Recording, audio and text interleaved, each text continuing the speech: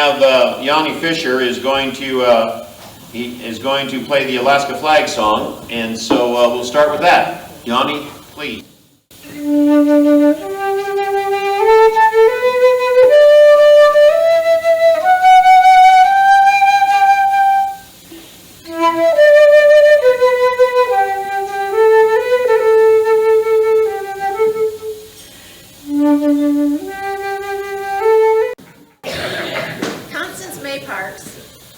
Was born April 13th, 1939, in Connecticut.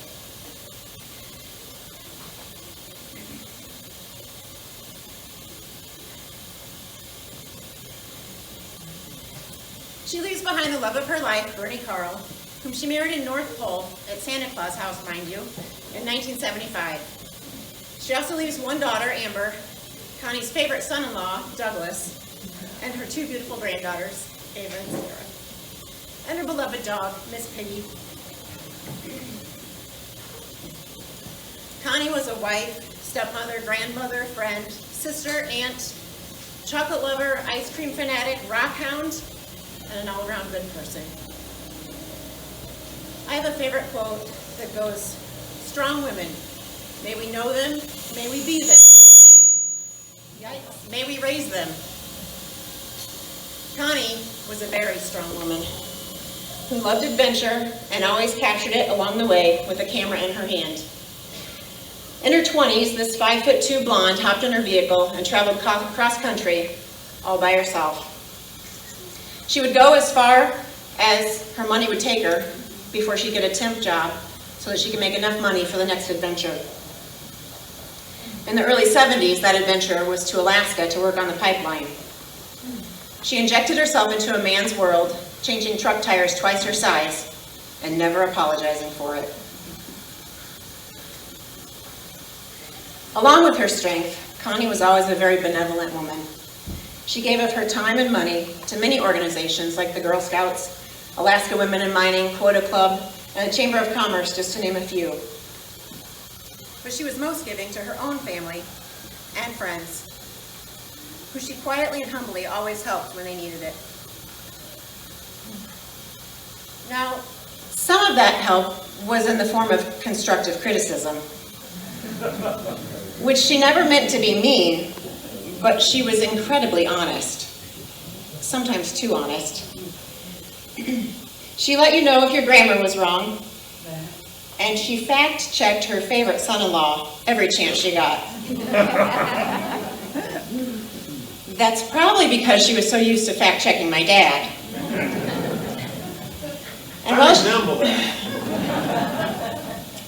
while she had a big job to keep Bernie Karl in line, one that she did quite well, I might add, the truth is she really did love him unconditionally.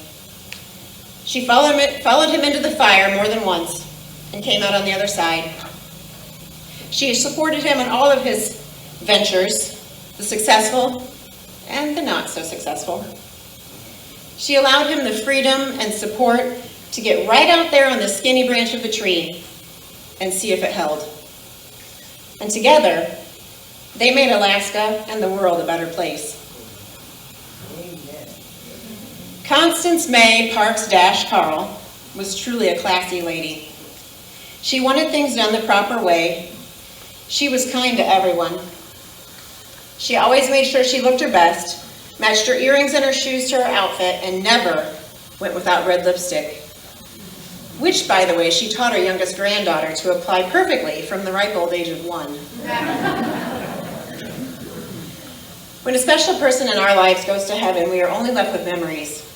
While each of us in this room has our own special memories, here are a few of mine. I am incredibly thankful for these moments that my stepmother created with me, my family, and my dad. As I mentioned, Connie was an adventurer. I always admired that she had no fear. I'm somewhat the opposite. While I like to go, I'm always more cautious and hesitant. Connie pushed me to live outside my comfort zone, and I'm so thankful she did. She made sure we all subscribed to her adventures, planning the next one while we were on the current one. The thing I will remember the most is that she was an amazing grandmother to Ava and Sarah, whom she completely adored. Despite 3,600 miles, she knew her granddaughters because she made sure that she saw them at least 6 times a year. Connie was the type of grandma that thought that ice cream twice a day was a good prescription, and that ziplining at age 75 with 2 artificial knees was just something you do with your grandkids. Thanks to Grandma Connie, the girls have their own mileage plan on Alaska Airlines, have experienced flying first class, have seen polar bears in the north and halibut in the south, and a whole lot in between in Alaska. They've been to Disneyland, Yellowstone, Hawaii, Washington, D.C., and Trinidad. But one of my favorite stories is about a trip we took in 2012. Ava was 8 and Sarah was 6. The trip was to New York City, but the story starts Christmas 2011, the year before. That year, Grandma Connie bought the girls each the most darling red wool dress coat. They were right out of a Christmas movie. But she didn't buy the coats to keep them warm or so that they would have a nice dress coat. Grandma Connie bought the coats because she envisioned her granddaughters wearing the red wool coats to New York City, having pictures in front of the Rockefeller Christmas tree, and going to see the Radio City Music Hall Rockettes Christmas Spectacular. And that's exactly what we did the next December. I don't tell you any of this to boast, quite the opposite.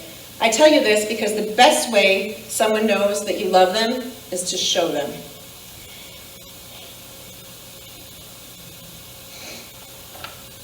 And Connie did that. She gave action to her words. She showed her granddaughters how much they meant to her by getting them adventures and memories to cherish for a lifetime. Throughout her life, but especially after she was diagnosed with ALS, she showed us that we should not be afraid of dying. We should be afraid of not living.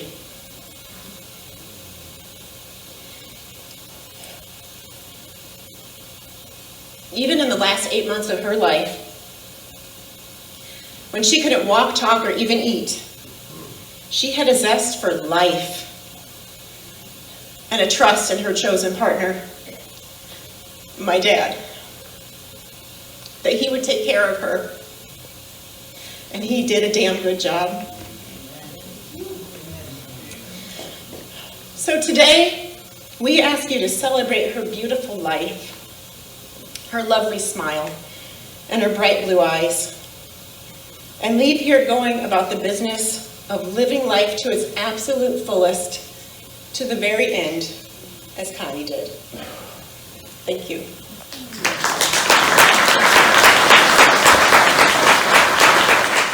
And she was always a responsible person. She was the last of 5 children, and quite a few years between her and her brothers. So, and we lived in this little town that didn't have a kindergarten, didn't have preschool or that sort of thing. So her mom sent her to a special day school, and she had kindergarten. I think that was a little incentive for her. And she was bright. She was always above it.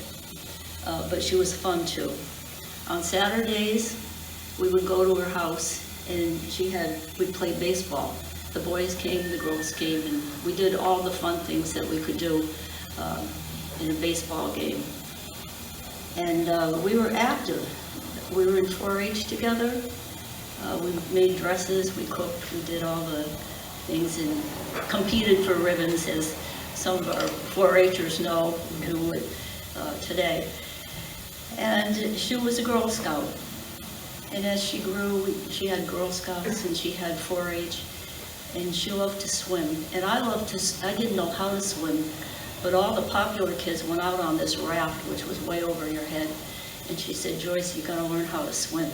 So she taught me. And she was only a kid herself, but she taught me how to swim so I could go out to the raft as well. She gave of herself. She was talented. And by 18 years old, she was a Girl Scout leader. And she had 5 or 6 kind of very active girls in her troop. And she led them. Um, and they all loved her. She took them to Washington D.C. and showed them the sights, and that was a pretty big trip for a young person. She was also a Sunday school teacher, and she was a swimmer. I told you she liked to swim, but she was on a precision swim team in high school, and the Dolphinettes, and it was really quite nice to see, that all of her talents that she displayed. But she was a good student, an honor student. She didn't want to go to college. She knew what she wanted to do, and she was a year ahead of me, so she went to work at the Aetna. She was the secretary to the vice president, and she was a stickler for English and grammar, and she took shorthand, which is like a foreign language today. So she worked there, and weekends she saved her money. She went skiing. She loved to ski in Vermont. We still lived in Connecticut at that time. So I thought you'd like to know her early history, that she was a leader, she was fun, and she was an inspiration to a lot of people. In, I think, 2012, when they honored her, the Girl Scouts honored her, she brought 2 of her Girl Scouts up to Alaska to celebrate her time.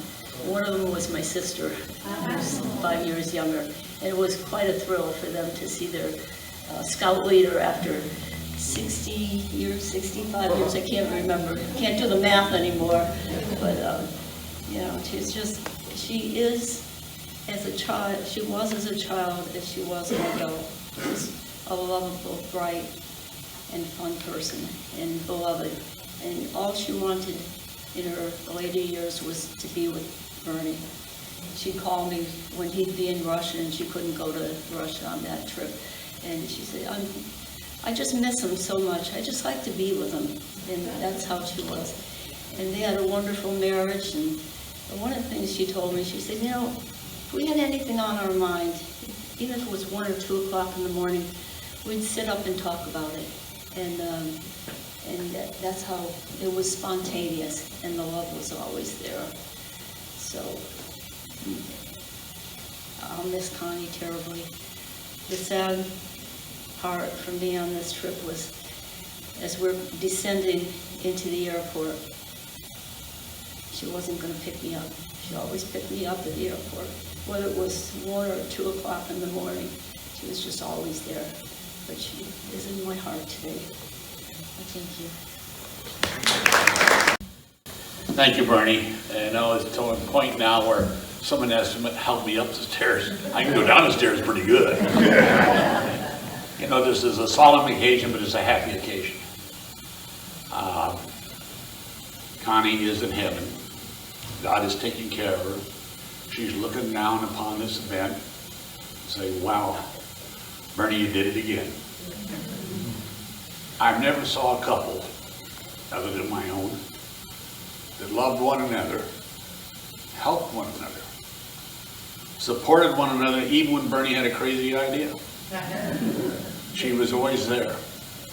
She was always the lady of the house. And Bernie, I want to thank you for picking her. You couldn't got half the way you've gotten without her. And I think about one thing today, probably more than anything else, is that I'm so proud of Bernie. The family you should be too. Connie was our friend. Connie was Bernie's lover. But Bernie took care of Connie. The last year was one of the most marvelous signs of love I've ever seen. I think about it, and this is for Bernie, my friend. He lost his right wing. I lost my right wing.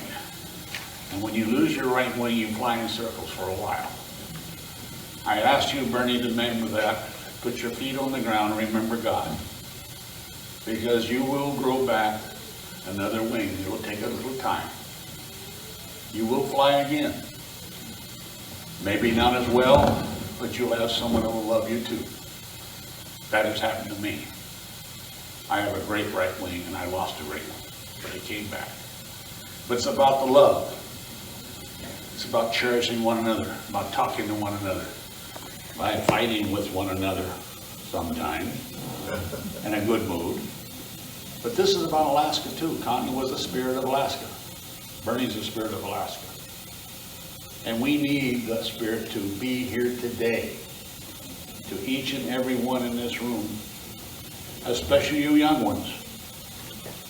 I want you to think of what you can do and how you can do it, and enjoy the freedom you have, and don't let anybody take that away from you, and always take and say there's only one true leader, and that's God. He will take care of you if you believe. He and Lord Jesus will take you to the right places. You will be successful, like Bernie has been and Connie's with him. I say this with great joy in my own heart because I know she is a better place. But again, I thank Bernie for taking care of his loved one. The greatest thing you can show other men and women is love for one another and support. Thank you, Connie, for your time. Thank you, Bernie, for your time. God bless. That was a tough act to follow, and I'm not going to try and do that. But I remember when I first met Bernie, just a few years ago. I had heard a lot about Bernie. I was about to hear Bernie.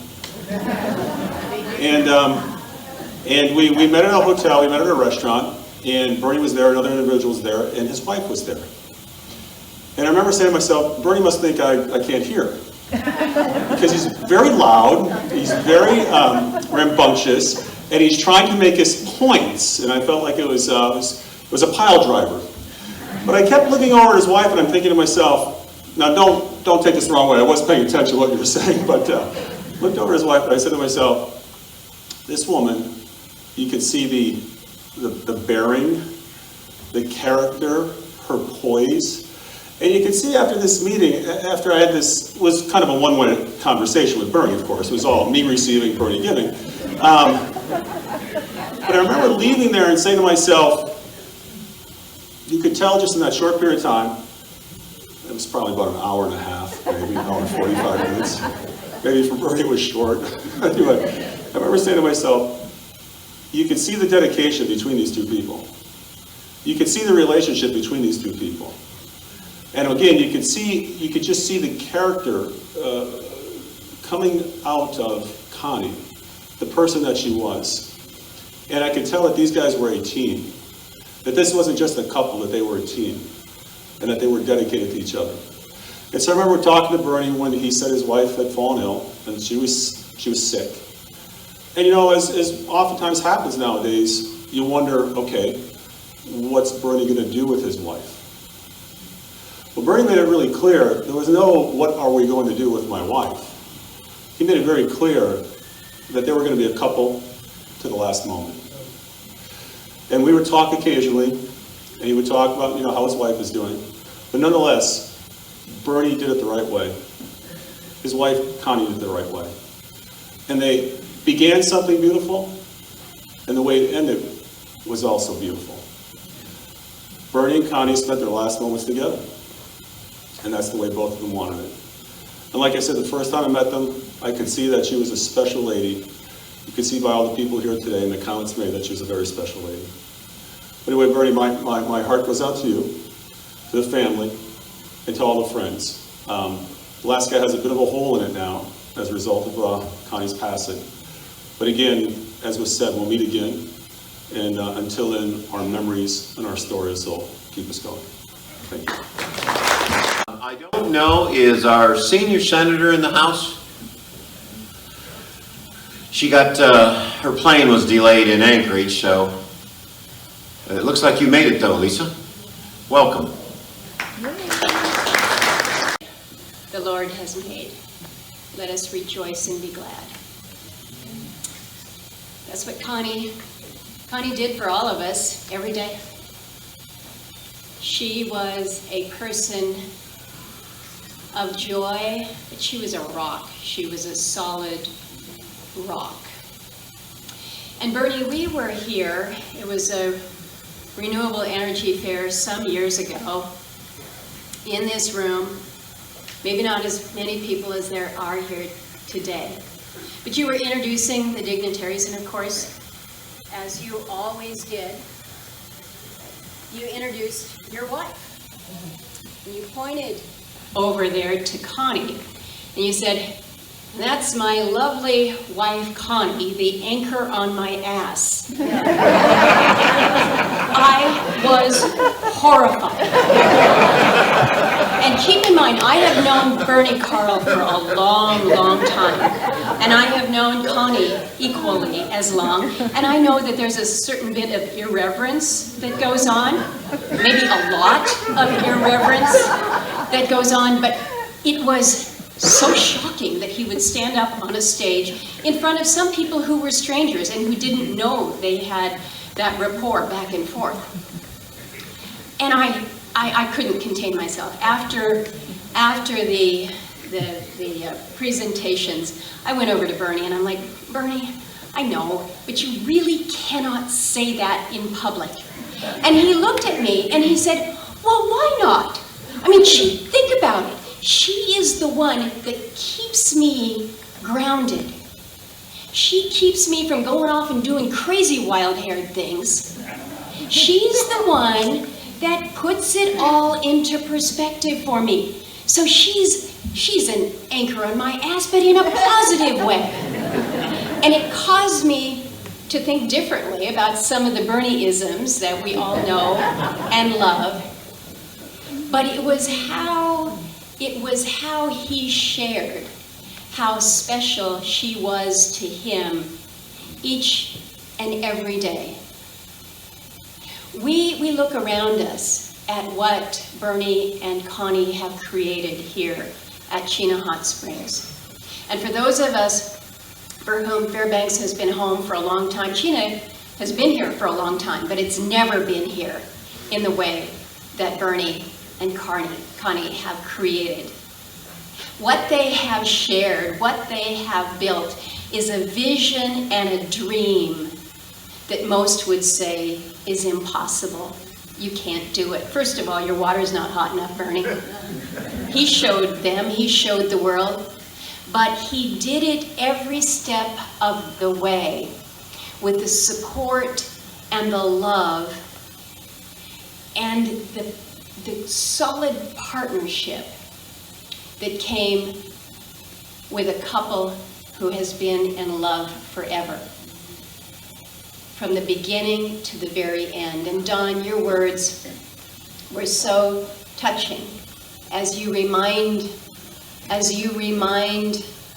those of us who perhaps have not had the years that you have as the dean of the house. He's also more mature, as he likes to say, but also a recognition that with the relationships, the examples that are set, and I know Amber, and for the girls and Doug, the example of love and commitment that you have with your dad, your grandpa, your father-in-law, this doesn't just happen by accident. It happens when you give every ounce of your being to your partner, as Connie did to Bernie and Bernie did to Connie. And so as we gather here, again, as we're driving out, I'm thinking every August, for as long as I can remember, certainly in my public life, I've come out here to Chena. I think I missed 1 year, Bernie. And we do it for the Renewable Energy Fair. And I think about that, the renewable energy that comes with Bernie and Connie Karl. Connie may not be with us, but her energy, that wind beneath the wings of this man here, this is going to continue for a long, long, long time.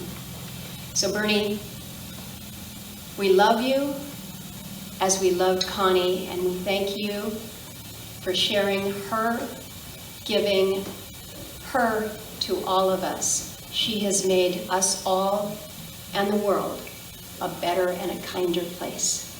We love you. Yeah, right. Well, Bernie, it's great to be here, and great to see so many of our fellow Alaskans here. And this is an amazing turnout. And first, condolences from me and my wife, who I heard is in the audience somewhere. Julie, are you here? Oh, there she is with my, and don't worry, I'll never call you an anchor on my ass, I promise. I said 50,000 pound anchor on my ass. If you're gonna, let's quote me correctly. But in all seriousness, condolences from our family and the Alaskan family. Now, I'm not a very emotional guy. I was once told, I wasn't my wife, but someone close to our family, the only thing I get emotional, teary-eyed about are my wife, my daughters, and the Marines. But I will say this publicly, in front of everybody, I love Bernie and Connie Karl. I love them. I don't say that much to anybody except my immediate family. And I think we all love them. And that's why we're all here. And this is such a special couple. You know, this is a celebration of life for Connie. And we all know that what's really special here is that this is about an incredible couple, a partnership, a lifelong love story. And it's hard to mention one, Connie, without the other, Bernie. Bernie and Connie, Connie and Bernie. I was thinking maybe it's a little bit like, you know, Bonnie and Clyde. But then I thought, well, maybe that's a bad analogy, so I won't bring that up. But you get the point, and everybody understands that point. And what is so great is that in all of the well-deserved tributes to Connie, the example of this one-of-a-kind partnership and dedication to each other and love story was the highlighted aspect of her life and their lives. So I was looking and reviewing a few. Let's review a couple. So this was the Newsminer article last fall that talked about them being honored as distinguished citizens. And the opening line in this Newsminer article was great. I loved it. Here's the opening line. Bernie Karl and Connie Parks Karl are an unforgettable Alaskan couple. That's the opening line. Now, the article does go on to say, sorry, Bernie, it talks about how all the things that Connie did in her life, but then, of course, talks about how she met Bernie while working on the pipeline, driving the bus, hauling workers to and from the camp. Now, I'm quoting the article.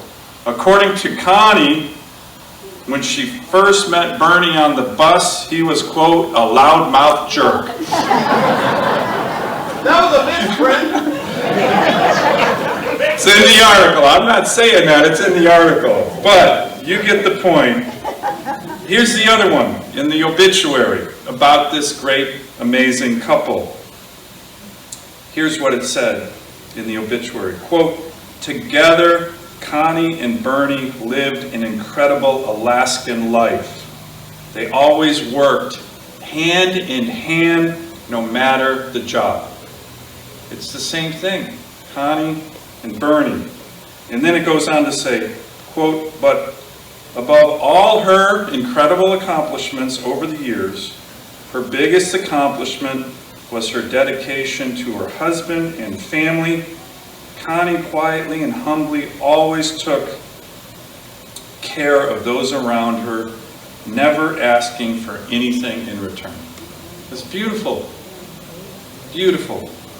So let me conclude by saying one other reason I love Connie and Bernie so much is because I have never met a couple with so much optimistic spirit and optimistic outlook on life. I love that about him and her. Former chairman of the Joint Chiefs of Staff and Secretary of State Colin Powell once said that optimism is a force multiplier. You get next to someone who's optimistic and you feel it taking off in a positive way. I think that's very true. And what else is very true is that Bernie and Connie's optimistic energy has been a force multiplier for good in Alaska for decades, and we all know it's probably benefited thousands, if not tens of thousands of our fellow Alaskans. Just from them. Really, really true. Every challenge these two have faced, they've turned it into an opportunity. They're legendary for that reason. And Lord knows right now we need that optimistic spirit during these challenging times more than ever that they represent.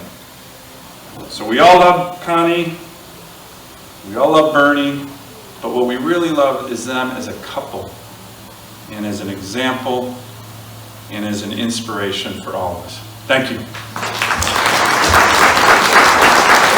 Go over and put Constance May Parks - Karl and her dog in. We have an internment where we're going to intern her here. And Connie liked to fish. So I'll tell you the story now. She liked to fish, but she couldn't stand this catch and release. So she liked to catch a grayling, but she wanted to follow the law too. So she would catch and release it in hot grease on a campfire right there on the river. Because she wanted to make sure she followed the law. It said catch and release. So we caught them and released them in the grease. We never brought any home, but she loved to eat them. And so she has a very nice mausoleum that we're going to put her in now. And then there's going to be an early dinner. And while we're doing that, they're going to transform this room because we have the best band in the world, the Carharts. And they're going to play music for you. And there's going to be dancing and drinks after we get done eating. Now, I wanted you all to have chili and hot dogs. Yeah. No. Chili and hot dogs. My crew said that's not what Connie wanted. I said, well, what does Connie want? And they said, well, Connie wants tuna salad, she wants clam chowder, she wants tomato basil soup, her favorite was smoked salmon pasta, homemade rolls made with our honey, oh yeah, and then she wants turtle sundaes for dessert. And I said, well, what about the chili and hot dogs? And well, you can have a can of chili and a hot dog, but Connie's guests are going to have what she wants. So that's going to be your early dinner. And we'll practice safety. It'll all be served to you, so you won't get to touch the food. And you'll notice that we have the Lexane up, so we're protecting everybody. And you'll eat in the tent, and they'll transform this. So now we're going to go out. We're going to go out this door. We're going to go over under the portico chair. I don't know if when you drove up, you noticed there's a new front entrance. Nobody knew where the front entrance of this resort was at, but everybody's going to know now. And that's all built out of recycled goods. That's drill pipe on the roof. That's 18-inch line pipe and 24-inch line pipe from the Kaparic oil field. So it's all recycled. And we'll go and turn Connie, and then we're going to eat, and then music and dancing and drinks. Oh, Connie's buying everybody 2 drinks. You're going to get 2 tickets because she didn't want you to drink more than 2. So if you're staying here, you can probably weasel your way around to another drink, but if you're driving, 2 and that's it. Because that's the way Connie wants it.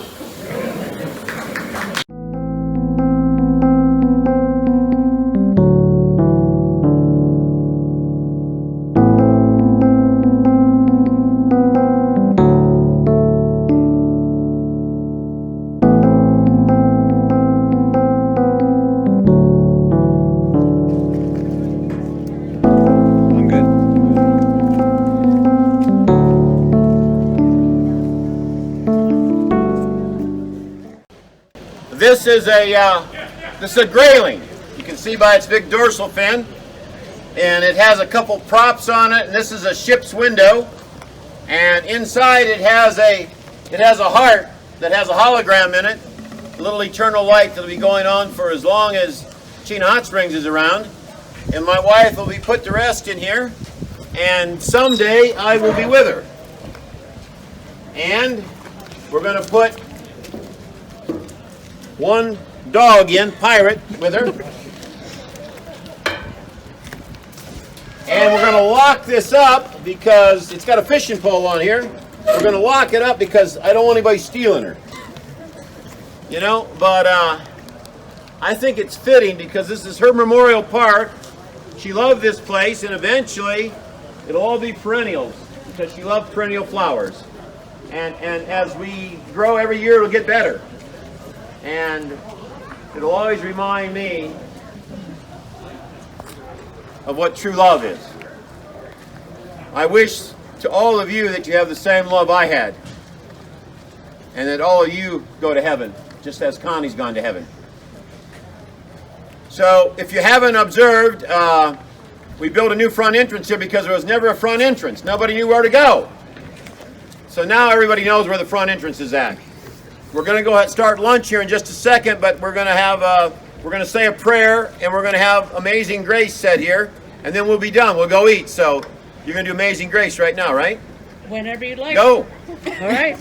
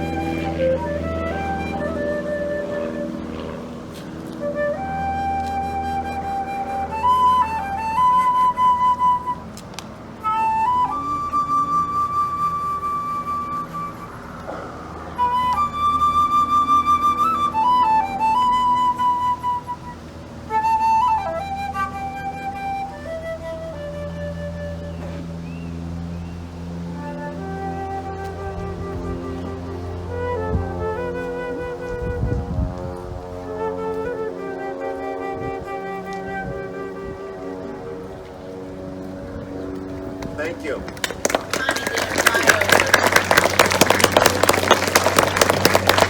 Father, who art in heaven, hallowed be thy name. Thy kingdom come, thy will be done, on earth as it is in heaven. Give us this day our daily bread, and forgive us our trespasses, as we forgive those who trespass against us. Lead us not into temptation, but deliver us from evil. For thine is the kingdom, the power, and the glory, forever and ever. Amen. Now